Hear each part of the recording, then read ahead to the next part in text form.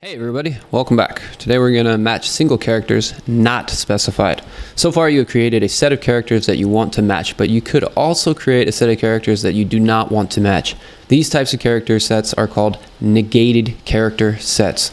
To create a negated character set, you place a caret character after the opening bracket and before the characters you do not want to match. For example, if we do it here, we go caret, AEIOU, global, and case insensitive, matches all characters that are not a vowel. Note that characters like period, exclamation point, bracket, at, and forward slash, and white space are matched. The negate tool character set only excludes the vowel characters. So we want to create a single regex that match all characters that are not a number or a vowel. Remember to use the appropriate flag in the regex. So we want it to be global, case insensitive, and it should only have 9 items on here. So if we go console.log and we console log the result, well, currently we'll probably just have an empty thing here. So we want to go,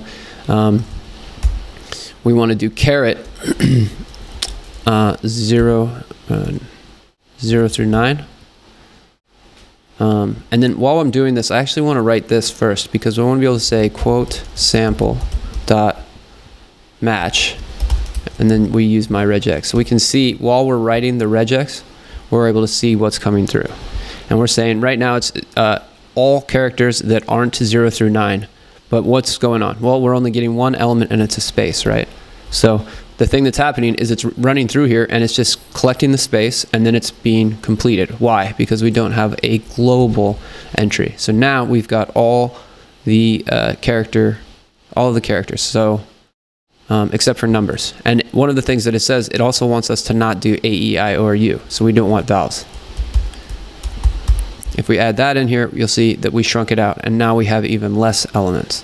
But it also wants us to go case insensitive. If we were to say 3 blind mice, we would get the B as well. That's weird. Oh no, if we did a capital A, I think that the A would be in there. So what we want to do is make it so A, E, I, or U are not included in here, whether they're capitalized or not. A lowercase a wouldn't be in here because it is mentioned in here. But because we're not checking for case, a lowercase a or an uppercase a sneaks by, and that's why we need to add the case insensitive case. And now you see that the A is not there. And so, yeah, I think we're good to go now. We run the tests and they pass. Hope you guys enjoyed this, and we'll see you in the next lesson.